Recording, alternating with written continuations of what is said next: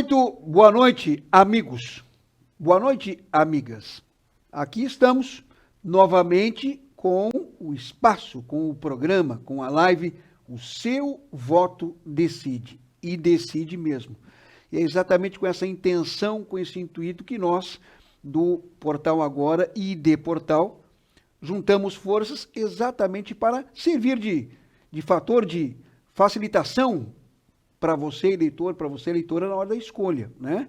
E por aqui estão passando os candidatos a deputado estadual, as candidatas, né? Aqueles que buscam uma cadeira na Câmara Federal, no Senado da República e no governo do Estado. E como estou citando o governo do Estado, hoje nós vamos conversar nesse tete-a-tete virtual com o candidato a governador de Santa Catarina, Jorge Catarino Bueira, que está se dispondo, através da sigla partidária, o PDT, a quem sabe ser o chefe do Poder Executivo de todos nós catarinenses. E tem uma história, né, na questão empresarial bem sucedida, 4 mandatos em nível de Câmara Federal e agora nesse novo momento.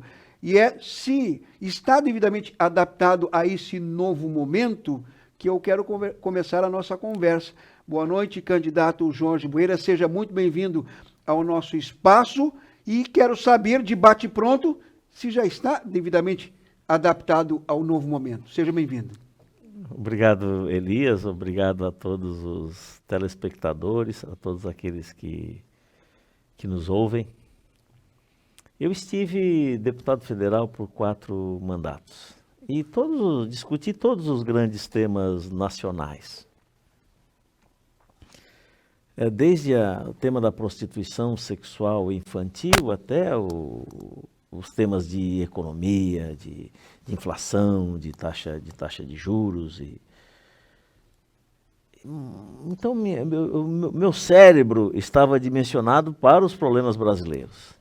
Questão de 30 dias aproximadamente atrás, e eu discutia uma candidatura ao Senado, estava pronto para aquela tarefa, para essa eleição, para o enfrentamento dos debates, porque os temas são nacionais.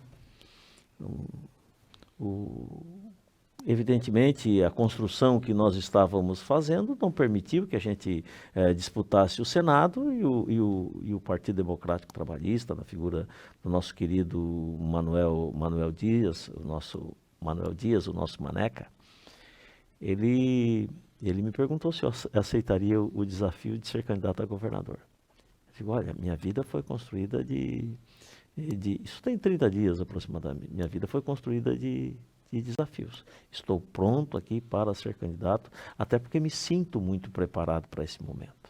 Toda a minha vivência, a experiência na iniciativa privada, a dificuldade que é conhecer a relação entre os trabalhadores. Sou engenheiro mecânico, a minha vida sempre foi chão de fábrica e entendendo que os problemas que a gente encontra no cotidiano da fábrica, você precisa sempre fazer a discussão com o chão de fábrica que vem as melhores soluções. Então aprendi a fazer esse diálogo, respeitar as pessoas independente de raça, credo, em suma. E associado a isso, a experiência de 4 mandatos enquanto deputado federal, a gente deu conta de tarefas extremamente importantes, mas o meu cérebro não estava dimensionado para o Estado. Então, o que eu fiz nesses últimos 30 dias foi me dedicar muito a estudar os temas estaduais, as dificuldades estaduais, viajar pelo Estado, praticamente já viajei todas as regiões do Estado de Santa Catarina e consegui entender as dificuldades regionais, entender os grandes obstáculos do Estado de Santa Catarina que impedem o seu crescimento numa velocidade maior, aquilo que nós precisamos em termos de gestão para que o cidadão seja atendido pelo Estado, porque o sentimento que todo o catarinense tem, que ele tem que dar conta de si mesmo, porque o Estado nunca está presente. E aí a gente fala na educação, na saúde e sobretudo na infraestrutura também. Então, e a gente percebe claramente que os catarinenses já deram conta da sua tarefa, que os catarinenses já fizeram da porta da fábrica para dentro a sua tarefa. Nós estamos falando hoje na indústria 4.0. Você aqui na sua atividade, no seu estúdio, a gente vê claramente toda a tecnologia, da tecnologia da informação, de equipamentos aqui empregados. Na propriedade rural, o conhecimento implementado pela Embrapa, pela Epagre, inclusive, também, em muitos casos, que está sendo praticamente extinta. Estão falando, inclusive, em privatizar a Epagre, que deve ser um trabalho feito pelos próprios produtores. Eu não tenho concordância com esse tema, mas a gente vê claramente que da porteira da propriedade rural para dentro, da porta da fábrica para dentro, da porta do comércio para dentro, que já introduziram diversas tecnologias de gerenciamento, os catarinenses já deram conta dessa tarefa. E é um Estado construído pela inteligência dos catarinenses, por todos os nossos ascendentes, os povos europeus, os povos de matriz africana, os povos ancestrais. Nós somos resultado dessa miscigenação, desse esforço conjunto entre todas essas etnias. Portanto, nós já construímos esse Estado que vem de valor agregado. Nós disputamos com o Estado de São Paulo o primeiro lugar em termos de venda de produtos de valor agregado. Portanto, da porta da fábrica para dentro e da porteira da propriedade rural para dentro, nós já fizemos a nossa tarefa. O Estado ainda não fez a dela. O Estado não fez a dela. E a tarefa do Estado central para que a gente consiga o Estado crescer, para ter desenvolvimento econômico, até porque é o desenvolvimento econômico que paga a conta da saúde, da educação e da segurança pública, que são centrais, evidentemente, como tarefa de Estado. Mas para que a gente ganhe essa eficiência, precisa recuperar toda a nossa malha rodoviária catarinense. E, sobretudo, nós precisamos de formação pessoal e qualificação profissional. Eu não venho aqui falar eu não venho aqui falar de mãos, eu venho falar de cérebro, eu venho aqui falar de inteligência. Nós temos 12 mil vagas abertas para serem ocupadas na tecnologia da informação e não temos profissionais preparados.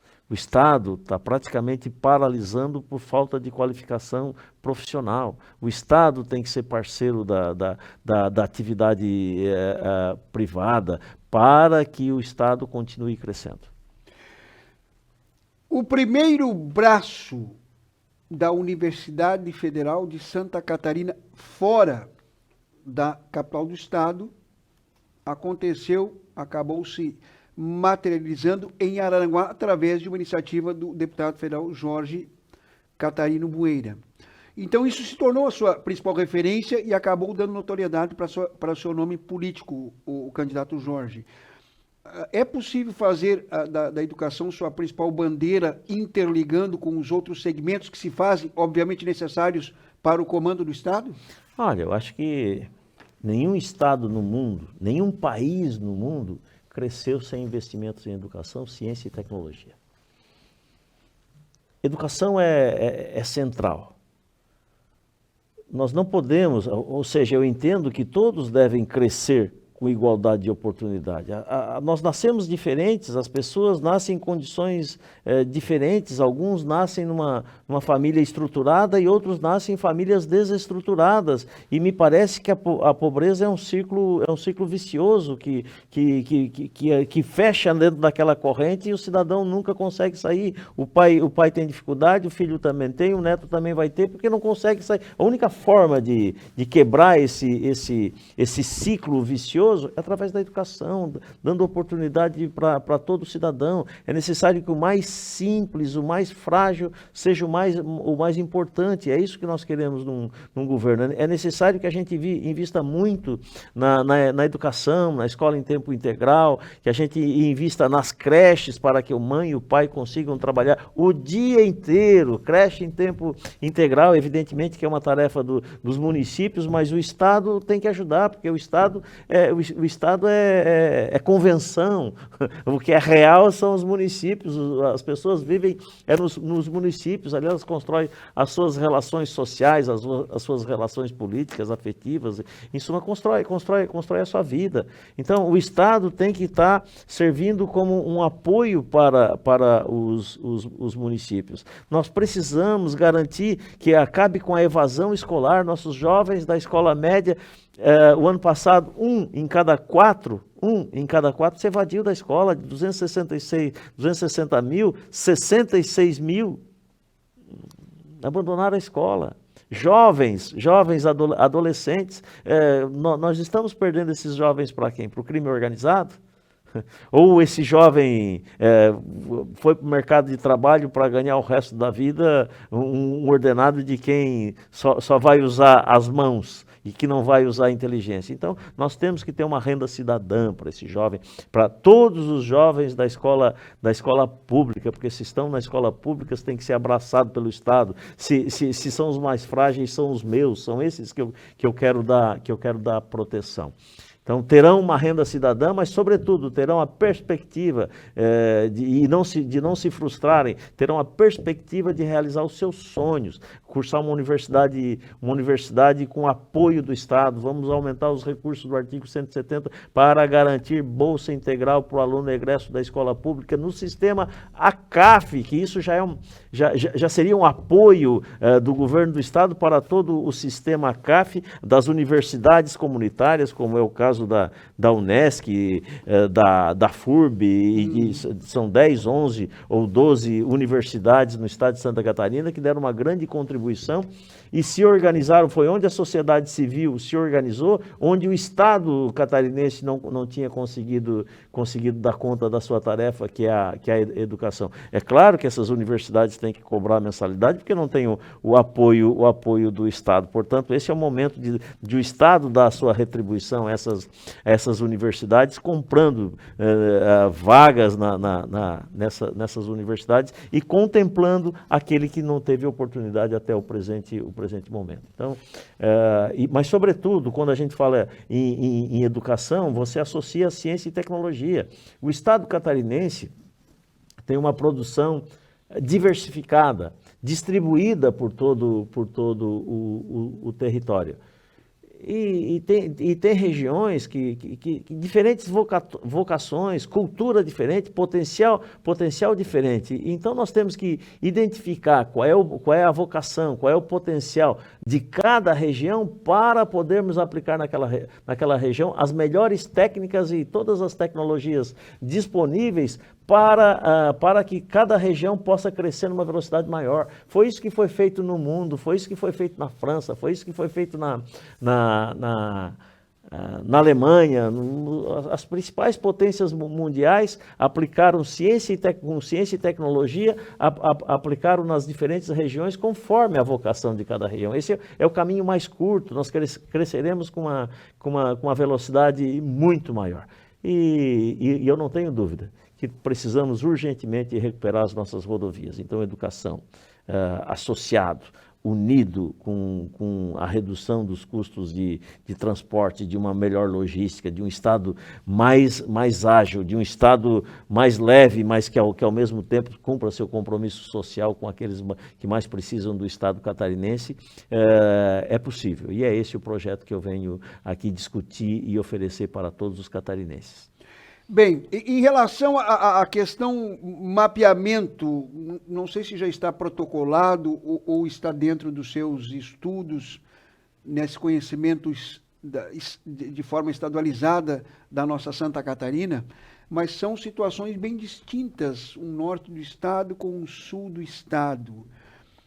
Como é que o senhor vai fazer essa distribuição? Seria proporcional? em segmentos também diferenciados, porque existem situações bem diferentes no nosso estado, apesar de ser um estado, digamos que horizontal em várias situações. Não sei se eu me fiz claro. Não, sim. Por exemplo, e quero aqui deixar muito claro. O oeste catarinense, ele se desenvolveu com as pessoas tirando a riqueza da terra. Sim. E agregando valor ao produto. E hoje representa 17% do PIB catarinense. Portanto, aquela região é agroindústria, é agrícola. A região do Vale do Itajaí é industrial, muito claramente. O foco ali é a indústria, claro que tem a agricultura familiar e que a gente tem que dar toda a proteção, assim como em Joinville e região industrial, Itajaí, São Francisco, são cidades portuárias, Balneário Camboriú, Itapema até Florianópolis são cidades turísticas, né? Então a gente precisa entender isso. Agora, o que tem trazido claramente e tem crescido com uma velocidade muito grande e que nós já temos os aparelhos necessários, os equipamentos necessários aqui na nossa região. Evidentemente, quando eu falo equipamento, eu falo de uma universidade federal, eu falo de escolas técnicas. E a tecnologia da informação, é só inteligência. Um quilo de soja, uma tonelada de soja, custa $400. Um software, 10 mil. Onde é que está o software? É inteligência. É isso que nós precisamos também. Nós temos cursos aqui na Universidade Federal e na Escola Técnica de Tecnologia da Informação.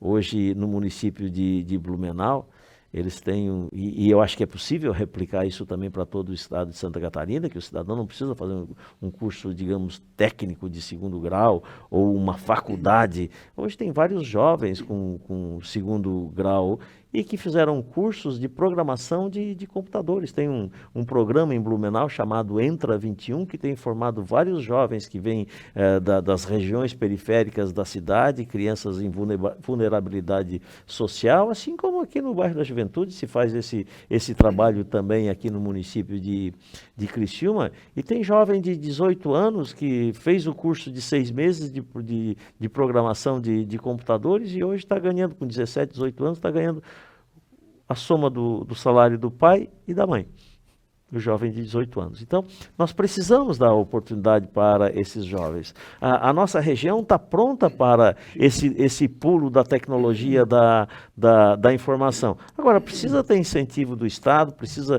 ter uma relação próxima muito do Estado com o município, com o prefeito municipal, para que nós possamos construir todos esses novos projetos e dar oportunidade para as pessoas. Só uma passar rapidamente, candidato Jorge Bueira. Em Araranguá, aqui no sul do estado, temos exemplos na nossa própria cidade, nosso próprio cotidiano. A maior empresa de registro de marcas do Brasil está em Araranguá e gera em torno de 200 vagas diretas. E hoje poderia contratar tranquilamente, no mínimo, mais 150, preencher mais 150 vagas e não tem mão de obra nesse segmento da inovação. Olha, exatamente. No estado de Santa Catarina são 12 mil postos de trabalho disponíveis na área de tecnologia da informação. E nós não temos pessoas para preencher. E o que está acontecendo? Por exemplo, Florianópolis. Florianópolis, hoje, 25% da arrecadação do município vem das empresas de tecnologia da informação. Agora, você entra nas empresas, vai falar com os diretores ou os líderes, os profissionais mais qualificados, nenhum fala manezinho. Tem o sotaque de paulista, do Rio Grande do Sul, de gaúcho, de paranaense, em suma. Isso demonstra claramente que, embora a indústria, o segmento da tecnologia da informação esteja crescendo, mas os nossos jovens não estão tendo oportunidades. E não é por falta de vontade deles, é falta exatamente de oportunidade. Então, esse trabalho a gente vai fazer com muito afinco, com muita determinação, porque são os dois tripés do crescimento econômico, né? É infraestrutura e capacitação dos nossos jovens, tanto a capacitação pessoal quanto qualificação profissional. Quando esse jovem chega nessa idade produtiva para a tecnologia, candidato Jorge Bueira, mas para que ele chegue saudável nessa idade para produzir e com algum conhecimento ou aprendizado de conhecimento para a tecnologia, voltamos àquele fator que o senhor fala em interligar os segmentos administrativos e funcionais, operacionais do nosso Estado. Para ele chegar lá, ele precisa ter a escola aqui embaixo, o pai tem que ter um emprego, tem que ter a saúde, tem que ter a condição ou a qualidade de vida para que ele tenha saúde o suficiente para fugir da questão dos crimes e chegar saudável e produtivo nessa idade que o senhor citou. Voltamos lá atrás na base. O que o senhor pensa para atender essa faixa do povo catarinense? Educação. Educação. Educação. Às vezes me dá vontade de gritar no meio daqueles debates, educação. Quero assim, não existe, isso eu aprendi enquanto deputado, não existe nenhum problema que tenha prioridade em relação à educação, nem mesmo os problemas de origem econômica, nem mesmo os problemas do Ministério da Fazenda. A educação é prioridade se um Estado quiser crescer, se a gente quiser abraçar todos os nossos jovens e as nossas crianças, porque nós vamos chegar num ponto, por exemplo, se a gente não der educação, nós vamos perder para o tráfico, e é isso que está acontecendo hoje no estado de Santa Catarina. Nós temos 20 mil vagas nos presídios. Já tem 26 mil, portanto, 30% de excesso de lotação. O ano passado era 26%. Isso dá um crescimento de 12%, 13% aproximadamente, de 26% para 30%. 12%, 13%. Quando tem que chegar em 37,5%, a legislação obriga que o Estado tem que construir novos presídios, porque não pode ter superlotação de 37,5%. Portanto, vamos ter que construir daqui a 2 anos. E quando é que nós vamos construir escola? E se a gente não construir escola, daqui a pouco nós não vamos ter dinheiro para construir presídio e nem escola. Então, essa quebra essa ruptura com esse sistema tem que ser é para ontem. E aí precisa de um governo que tenha agilidade, que consiga acompanhar o dia a dia do Estado, que tenha vontade de fazer gestão e que não fique sentado de férias lá no Palácio da Agronômica durante 3 anos. É isso que eu quero. Eu quero muito trabalhar. A minha vida foi dedicada ao trabalho. E para essas coisas, para o trabalho, para a gestão, eu ainda sou analógico. Eu ainda anoto na agenda todas as tarefas, tudo aquilo que eu tenho que fazer e que cobrar e que fico permanentemente cobrando os outros. As tarefas da infraestrutura, da saúde, de educação, vai ser responsabilidade do governador. Não vou terceirizar as minhas responsabilidades nesses temas. Vou sim trazer, haverá um secretário, evidentemente, de preferência que seja da base de funcionários públicos, alguém que esteja extremamente capacitado para que eu possa ter, de fato, ascensão e estar respondendo diretamente ao governador, porque com relação a esses temas estarei no dia a dia dando conta das tarefas, acompanhando como sempre fiz dentro da empresa. Então eu acho que essa é uma outra postura de um governador, e não aquele cidadão que senta na cadeira de governador e está ali simplesmente fazendo ações somente políticas. Um governo tem que ter capacidade de gestão, e para ter capacidade de gestão tem que se antever aos problemas e com velocidade.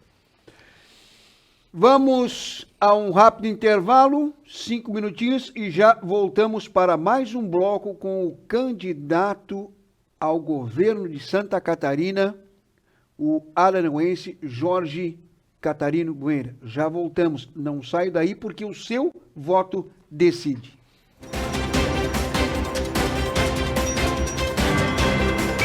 Você Você de Santa Catarina sabe que a Auto ProSul é uma associação de proteção veicular com qualidade total. É verdade, Botini, mas agora tem novidade. A Auto ProSul lançou o maior sorteio da história das associações. Você pode ganhar um Kwid 0 km, 3 motos e mais de 30 mil em prêmios. Entre em contato agora, vire um associado para ter o seu veículo 100% protegido e concorra. Associado Auto ProSul, ganha, ganha, ganha. Auto ProSul, você conquista, nós protegemos.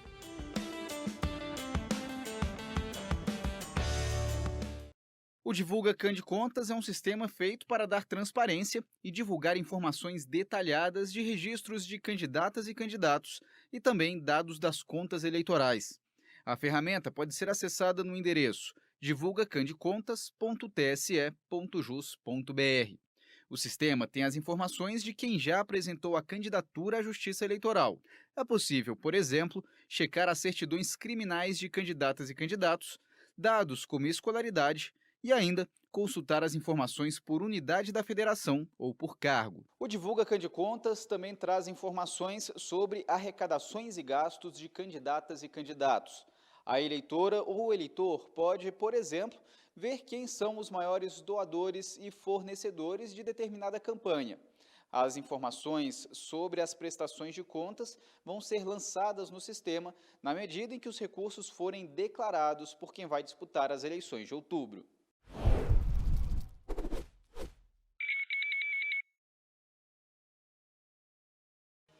Anota aí o que você precisa apresentar no dia da eleição. Um documento oficial com foto? Sim, só isso. Se você quiser, também pode levar o título de eleitor, para não precisar decorar o local de votação. E você sabe, né? Existem o título de eleitor físico e o virtual, que é o aplicativo e-Título. Se você já cadastrou a biometria, pode mostrar só o app, nem precisa de um documento oficial com foto. Agora, se você não cadastrou a biometria, aí sim, precisa de um documento oficial com foto.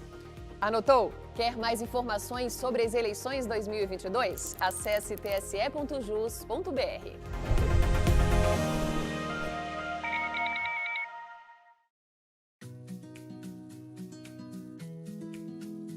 Você sabe qual é a ordem de votação na urna? Relaxa que eu vou te explicar. A ordem de votação é a sequência dos cargos que vão aparecer para você na urna no dia da votação. Ao chegar na urna, você começa primeiro votando para deputada ou deputado federal. Aqui, o voto tem 4 dígitos. O próximo voto é para deputada ou deputado estadual ou distrital, depende de onde você mora. Esse com 5 dígitos. Para o Senado, votamos com 3 dígitos. E por último, temos governadora ou governador e voto para presidente da República, com 2 dígitos, sendo o primeiro voto para governo local e depois para governo federal. Ah, você pode levar uma cola para te ajudar a lembrar dos números, viu? Bem simples, né? A eleição está chegando. Vote consciente. Funerária e Assistência Familiar Santa Terezinha. Plantão 24 horas. Dispõe de plano funerário, cerimoniais, honras fúnebres, transmissão de velório online, laboratórios, tanatopraxia, embalsamamento e restauração facial. Matriz sediada em Araranguá e filiais em Maracajá, Meleiro, Morro Grande, Turvo, Timbé do Sul, Jacinto Machado e Sombrio. Funerária e Assistência Familiar Santa Terezinha. O respeito humano que sua família merece.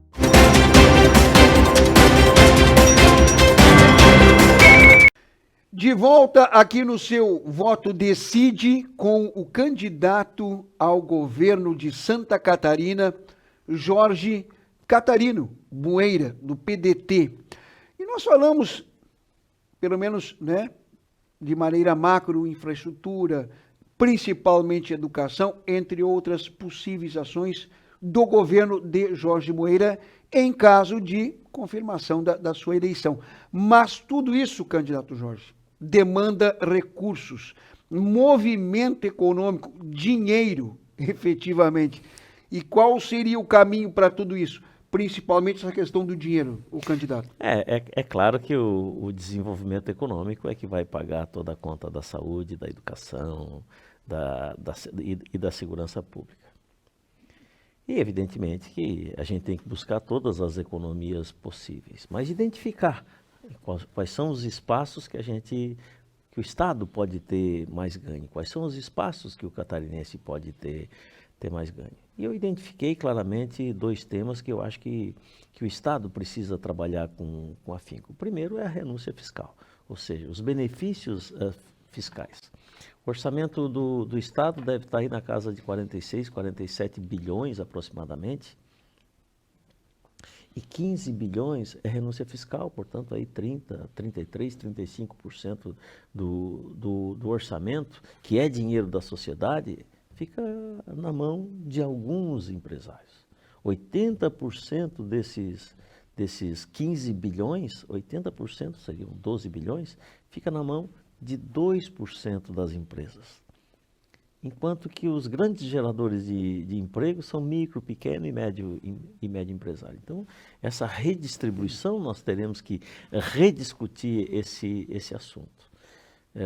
E para que esses benefícios, de fato, tenham muito mais transparência. Outro dia estive na FECAM, no encontro da FECAM, e lá com auditório cheio, 300, 400 pessoas aproximadamente. Eu primeiro fiz a minha fala e depois o governador fez a fala dele, e eu fiquei esperando o governador falar, até por uma questão de respeito, para não sair enquanto o governador estava falando. E tive a oportunidade de escutar viva voz o governador levantar o tema de renúncia fiscal, de benefícios fiscais, e ele mesmo considerando que não tinha transparência na distribuição desses recursos, porque ele conseguiu identificar, numa revisão que eles fizeram, agora 1 ano atrás, 2 anos, não sei quanto tempo, mas fizeram uma revisão e conseguiram identificar que as empresas tinham benefícios diferentes, e ele mesmo, benefícios já concedidos no governo anterior, e que ele mesmo deixou transparecer que ali não existia transparência. Sabe, na hora eu não lembrei, mas em seguida veio a imagem de que o secretário da Fazenda atual é o mesmo secretário do governo anterior. Então, e é funcionário de carreira da Fazenda. Esse cidadão conhece. Então, mais uma demonstração clara que esse governo é opaco, que ele não tem transparência. Eu apresentei um projeto na Câmara Federal e, evidentemente, discutindo as renúncias fiscais, os benefícios fiscais a nível nacional, que lá nesse ano está previsto 440 bilhões, extremamente significativo para todas as políticas públicas do Brasil, para você ter noção. Acho que o Ministério da Educação deve ter no orçamento 150 bilhões aproximadamente. Não deve chegar a metade do valor dos 440, não tenho dúvida disso. Mas que regulamenta isso. Ou seja, se determinada empresa pretende um benefício fiscal, ela tem que dar contrapartida para a sociedade, porque afinal de contas isso é dinheiro da sociedade. O orçamento do Estado, o orçamento da União, o orçamento do município é composto como resultado dos impostos que nós, enquanto sociedade, pagamos.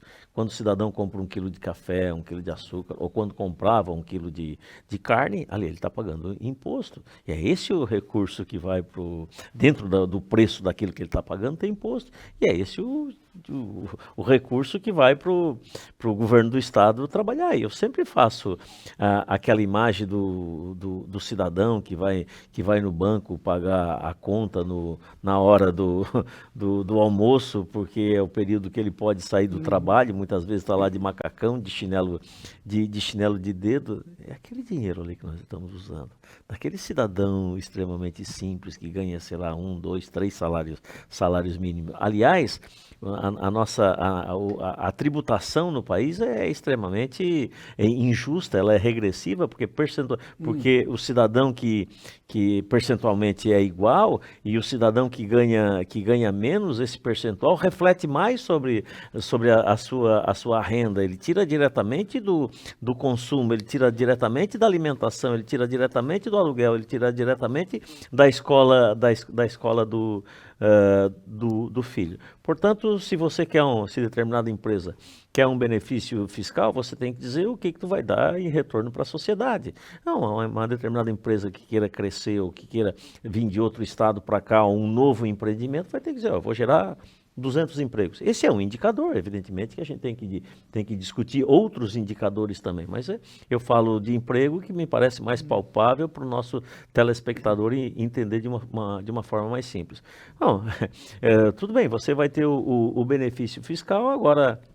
A cada ano, nós vamos fazer, o Tribunal de Contas do Estado, não o governo, vai fazer um levantamento e identificar se você, de fato, gerou os 200 empregos ou não. Se você ficar 2 anos sem gerar os 200 empregos, você perde benefício. Ou 3 anos alternados, 2 anos consecutivos, ou 3 anos alternados, perde benefício. Então, isso já vai dar muita transparência. Eu acredito, na minha avaliação e de todos os estudos que fizemos, isso a nível nacional reflete dessa maneira, que deve reduzir em torno de 20% de renúncia fiscal, ou seja, se fosse esse ano, ao invés dos 15 bilhões, seriam 12 bilhões. Né? Agora, esses 3 bilhões que nós vamos conseguir economizar, dá 12 bilhões no ano. Nós conseguiremos resolver todos os problemas de infraestrutura das rodovias catarinenses. Com 8 bilhões, possivelmente agora com inflação, essas coisas, 8, 10 bilhões, nós conseguiríamos resolver e recuperar todas as rodovias estaduais no estado de Santa Catarina, resolvendo os principais pontos de gargalo. Para você ter noção do estado de conservação que estão as nossas rodovias estaduais, aí pode vir aqui Araranguá Meleiro, você vai lá discutir as rodovias no oeste catarinense, no norte catarinense, as rodovias estão se deteriorando, como diziam os nossos amigos, se desmanchando. Lembra quando nós tínhamos a BR-101 que não era duplicada e que quando já tinha o projeto de duplicação e praticamente não se dava mais manutenção naqueles trechos não duplicados, a situação lá no oeste catarinense é do mesmo jeito.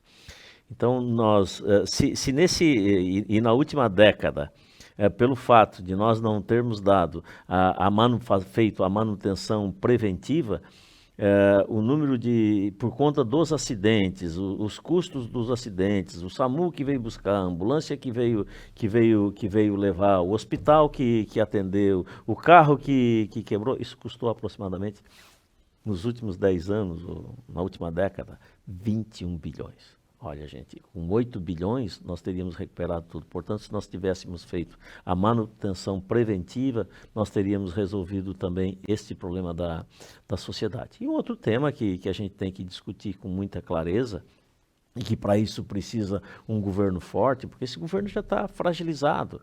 Esse governo passou atrapalhado, batendo cabeça 3 anos e no final, para não sofreu o processo de impeachment, possivelmente construiu várias relações com outros poderes, notadamente aqui, diria, não propriamente com o legislativo, mas possivelmente com algumas pessoas do processo do poder legislativo, relações republicanas e não republicanas. Portanto, esse é um governo frágil, que não tem mais a força e o poder do Estado para discutir com o legislativo para a redução do duodécimo. O que é o duodécimo? São os recursos que o executivo, que o governador repassa para o Tribunal de Justiça, repassa para o Tribunal de Contas do Estado, repassa para a Assembleia Legislativa. Isso significa 22% do orçamento. Isso aí vai na casa de aproximadamente 7,5 a 8 bilhões, esses recursos de 45%, 22%, hoje vai dar mais de 9 bilhões. Então, eu acredito que se a gente conseguisse reduzir isso de 22% para 18%, isso já significaria em torno de quase 2 bilhões ao ano. 2 bilhões ao ano são mais 8, nós podemos resolver todos os problemas da saúde no estado de Santa Catarina. A dificuldade disso tudo, Elias, e só para finalizar, toda a dificuldade É de fato fazer essa negociação com os poderes. É uma negociação muito difícil.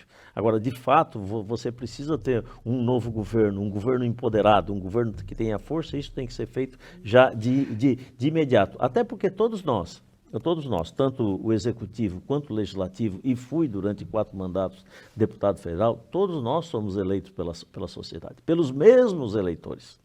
São os mesmos eleitores que participaram do processo eleitoral. E é esse mesmo eleitor que tem os problemas de saúde. Portanto, vamos discutir com a Assembleia Legislativa o tema do nosso eleitor, principalmente vinculado à área da saúde. E vamos garantir, negociar com a Assembleia Legislativa, que esses recursos sejam direcionados especificamente à saúde, para nós acabar com a fila, para construir novos hospitais, para garantir a manutenção devida dos nossos diferentes hospitais. Só para você ter noção, e aqui nós estamos do lado do Hospital Regional de Araranguá, o ar-condicionado está numa região de fungos. E esses fungos, o ar-condicionado leva lá para os quartos, leva lá para a UTI. Se não tiver uma boa filtragem, você vai ter micro-organismos cada vez mais fortalecidos na região da UTI. Então, tem que ter um cuidado muito grande com a filtragem desse ar. Outro problema, você imagina uma instalação elétrica de 20 e poucos anos atrás, desde que foi construído aquele hospital. O Hospital Regional de São José, ele o ano passado ficou 4 horas parada, com os caras ventilando o cidadão na UTI manualmente. 4 horas parada por quê? Deu um curto-circuito e queimou uma parte da instalação elétrica. Eu mesmo passei lá por perto da subestação. Tem um transformador zunindo. O transformador zunindo implica dizer que ele está com excesso de carga. E essa é uma tragédia anunciada. Vai estourar de novo se não fizer a manutenção.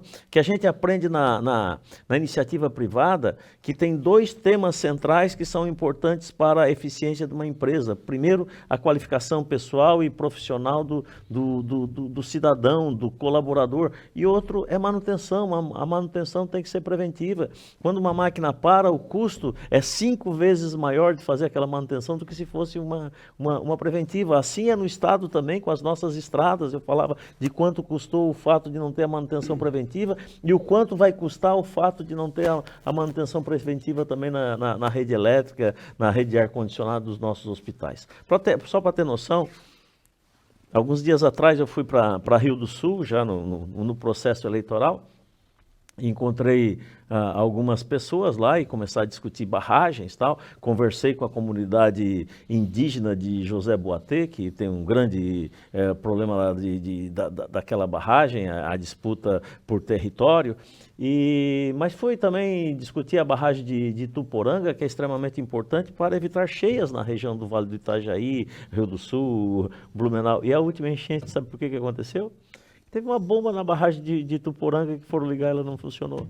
Então, verifica isso, o prejuízo que dá para a sociedade. Portanto, uma boa gestão tem que ser uma gestão que se antecipe ao problema, como foi o caso aqui da superlotação de UTIs, agora que a gente viveu isso há pouco tempo, dos nossos pequenos pacientes, das nossas crianças. Isso era tragédia anunciada, os médicos já vinham dizendo que o afastamento das crianças da escola reduz a imunidade, porque eles não ficam mais naquela lógica de busca e de trocar aquela vivência. E eles já diziam, vai ter um surto aí ou várias doenças respiratórias.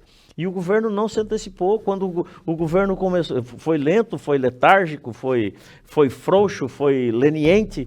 E quando ele começou a se movimentar, nós já estávamos perdendo crianças. Eu acho que assim, teve o caso de uma cidadã, e eu acho que isso é emblemático, que perdeu o filho no pronto-socorro do Hospital Pediátrico Joana de Guzmão, em Florianópolis, porque não tinha leito para botar o filho. O filho morreu nas mãos da pela mãe, e porque por negligência do Estado, eu não poderia dormir com a situação de Deus queira que eu nunca tenha que passar por isso. Não quero passar por isso não vou terceirizar as minhas responsabilidades na saúde, na educação e na infraestrutura. O próprio governador vai estar acompanhando para e passo esses assuntos.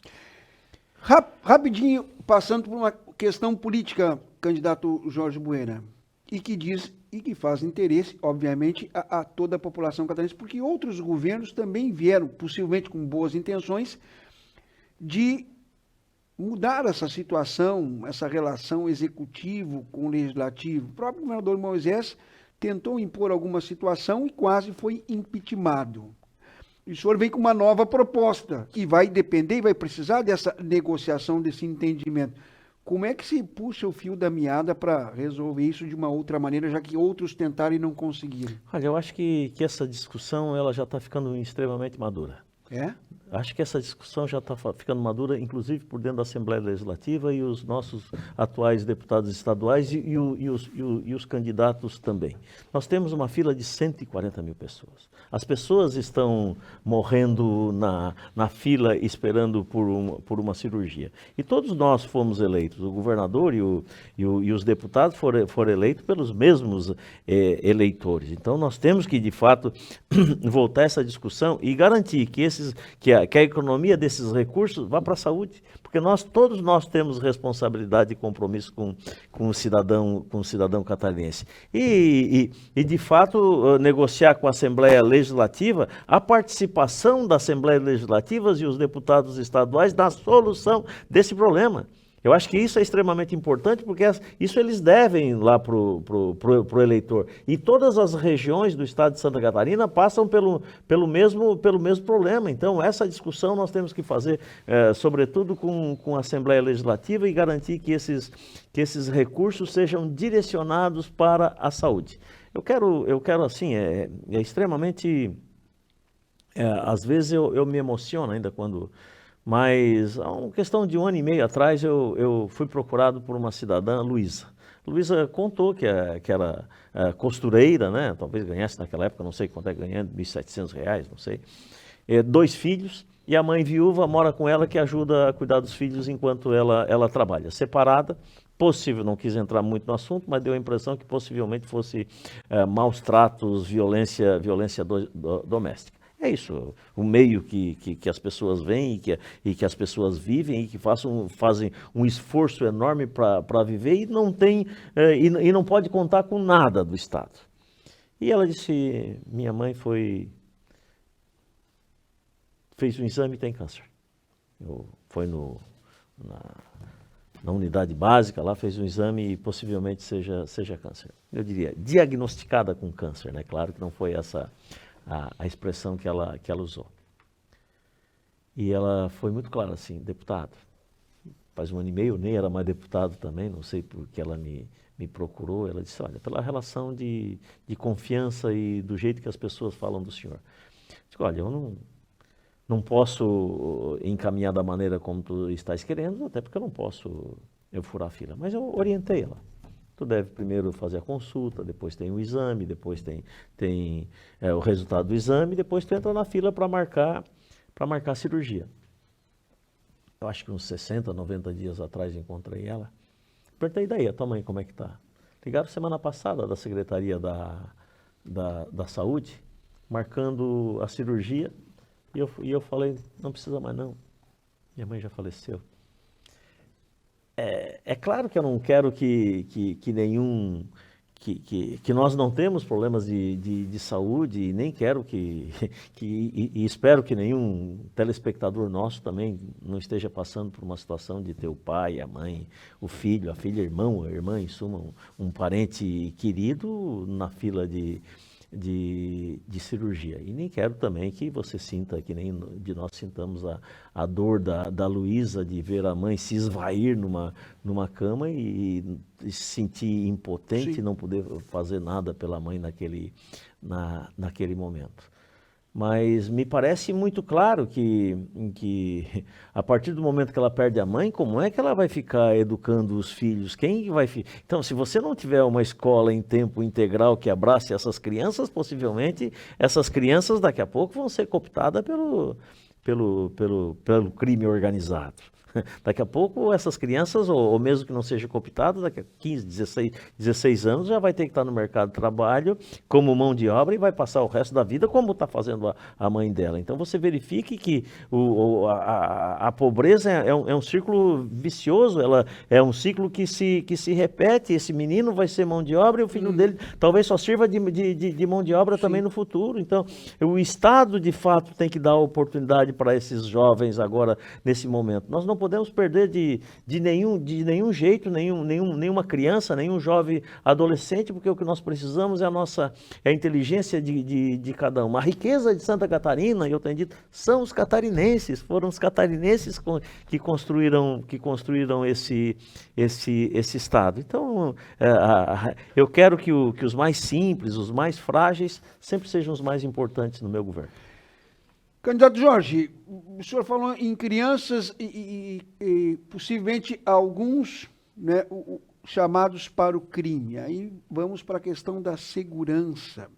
Aí batendo também na mesma tecla, falta de contingente nas polícias civil, militar. Na nossa região, deixa eu puxar a brasa aqui para o nosso assado, um prédio enorme, fechado por falta de condições, delegacias, prédios fechados por falta de condições, sem a questão que eu já disse, da falta de conteúdo, que são os policiais, para fazer isso se movimentar. No seu governo, o que se pensa para a segurança pública? Bom, eu volto a insistir. Evidentemente que em termos de médio e longo prazo é educação. Agora, no curto prazo, não tem jeito. Você precisa fazer um novo concurso público, principalmente em se tratando de policiamento ostensivo, que quem faz é a Polícia Militar. A Polícia Militar de Santa Catarina, muito mais humanizada, principalmente depois que as mulheres puderam entrar aos batalhões, né? Talvez, eu diria com quase certeza que seja a melhor polícia do Brasil e uma das melhores do mundo. Portanto, precisam ter todo o nosso respeito. Me parece claramente que o nosso principal problema é de contingenciamento, é de falta de efetivo. Hoje nós temos 10 mil militares, precisaria realizar novos concursos, porque daqui a pouco outros já estarão se aposentando também. E nós temos uma polícia civil, que é a responsável por inteligência, investigação. Aliás, o crime organizado, você acaba com inteligência, né? E o primeiro passo é a inteligência. Só para ter noção, nós devemos ter 3.700 policiais civis aposentados e deve ter 1.600, 1.700 na ativa. Então, existiu aqui já uma disparidade. Me parece que nós precisamos não só aumentar o efetivo, mas valorizar em termos de carreira tanto a Polícia Civil quanto a Polícia Militar. Mas eu te diria que a segurança pública, na verdade, é proteção. Proteção principalmente àquele cidadão que vive em regiões mais remotas, em regiões periféricas do estado de Santa Catarina, porque aquele não sente a proteção do Estado e fica à mercê do crime organizado. Por isso nós precisamos ter inteligência e policiamento ostensivo. E para nós termos inteligências nós precisamos de equipamentos. E esses equipamentos, na minha avaliação, não são só os equipamentos tecnológicos, a inteligência da informação, mas, sobretudo, também que as delegacias, os prédios das delegacias estejam em condições de abrigar aqueles trabalhadores e, principalmente, e aqui eu quero levantar um tema que tem sido central na nossa campanha, a Delegacia das Mulheres. Nós temos, eu acho que no estado de Santa Catarina, somente 31 delegacias das mulheres. E fico imaginando como é que uma mulher vítima de violência doméstica pode chegar em uma delegacia e ser atendida por um delegado homem, que você nem sabe como é que ele procede em casa com a esposa. Tem promotor público que é candidato a governador que sofre processo por agressão física e violência contra a ex-companheira. Então, como é que você garante que aquele cidadão vai tratar aquela mulher que vem numa situação completamente vulnerável? Quem tem que atender essa mulher vítima de violência é uma mulher delegada, é uma outra mulher. Portanto, nós temos que criar varas especiais, juizados especiais para essas mulheres, que elas sejam atendidas, que elas sejam protegidas, não só no primeiro momento, mas que ela tenha o que hoje nós chamamos de Casa da Mulher Brasileira, que o sistema de segurança pública e a lei de proteção à mulher já exige que todo o Estado tenha. O Estado de Santa Catarina ainda não tem, que não é uma casa de passagem, que essa mulher vai para essa casa, vai levar os filhos, que são a maior vítima dessa relação, e vai ficar durante um tempo lá até conseguir o total afastamento do agressor e reconstruir a sua vida. As mulheres precisam ser cada vez mais empoderadas, né? Eu acho que esse empoderamento, para algumas, pode ser um empoderamento econômico e financeiro. Para aquelas que não sofrem hoje violências, né? Tanto aquelas que já são empreendedoras, assim como aquelas que queiram ser empreendedoras, nós estaremos garantindo financiamentos, juro baixo, inclusive nos casos mais extremos, inclusive juros subsidiados, com uma carência suficiente para que ela consiga, conforme o seu tipo de negócio, conseguir fazer o ciclo todo e o fluxo de caixa da conta de pagar a conta da empresa. E para aquelas mulheres que são vítimas de violências, evidentemente nós queremos esse primeiro atendimento, como eu falava, e depois uma relação com SEBRAES, institutos federais de Santa Catarina, construir essa relação para buscar nessa mulher a sua vocação pessoal, para que a gente consiga também garantir o empoderamento dela através da questão econômica e financeira, para que ela possa dar conta de criar os filhos. E ao mesmo tempo que a gente tem que dar oportunidade para as crianças. Eu insisto muito, a nossa riqueza são os catarinenses. Candidato Jorge Beira, muito obrigado. O senhor tem 2 minutos aí para as suas considerações finais. Por favor, aproveite para pedir o voto, hein? Olha, aqui nasci, aqui cresci, aqui construí as minhas relações afetivas, aqui constituí a minha família, aqui tenho filhos, tenho netos.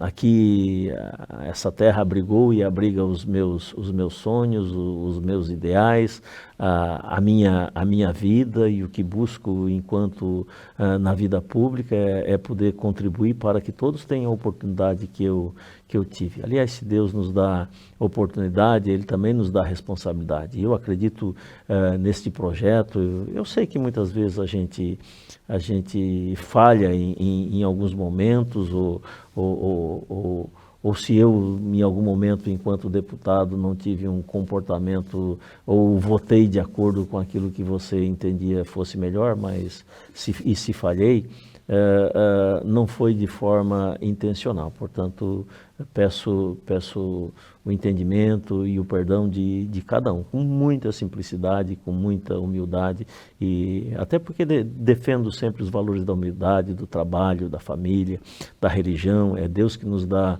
a sabedoria para escolhermos o melhor caminho. Eu acredito nesse projeto, assim como acreditei no primeiro projeto que nós construímos enquanto deputado federal, que já defendíamos a universidade pública e gratuita no sul do estado, que era um sonho difícil de alcançar, que nós sentíamos sempre um abandono muito grande, e está aí as nossas tarefas realizadas. Eu acho que, se foi possível nós darmos as mãos, nós construirmos a unidade naquele momento, é possível a gente construir a unidade nesse outro momento para nós conquistarmos um outro espaço de poder para que nós possamos fazer mais, não só pelo sul do estado, mas por toda Santa Catarina, por todo o estado e território catarinense. Eu acredito nesse projeto, acredito que é possível, acredito no desafio, eu quero que você ouse e sonhe comigo. Acredite comigo. Muito bem. Obrigado, candidato. E desejo isso de forma verdadeira, nós aqui do Portal Agora, do ID Portal, tenha certeza, candidato, que nós desejamos de forma verdadeira sucesso na sua empreitada eleitoral. Uma vez eleito governador, retorne quando entender que deva. Obrigado, Elias. Obrigado a todos os ouvintes. Do fundo do coração, muito obrigado pela atenção. Um abraço e volte sempre. Obrigado pela audiência, pela parceria. Um forte abraço. Até o próximo programa. E não esqueçam, o seu voto decide. Até lá, então.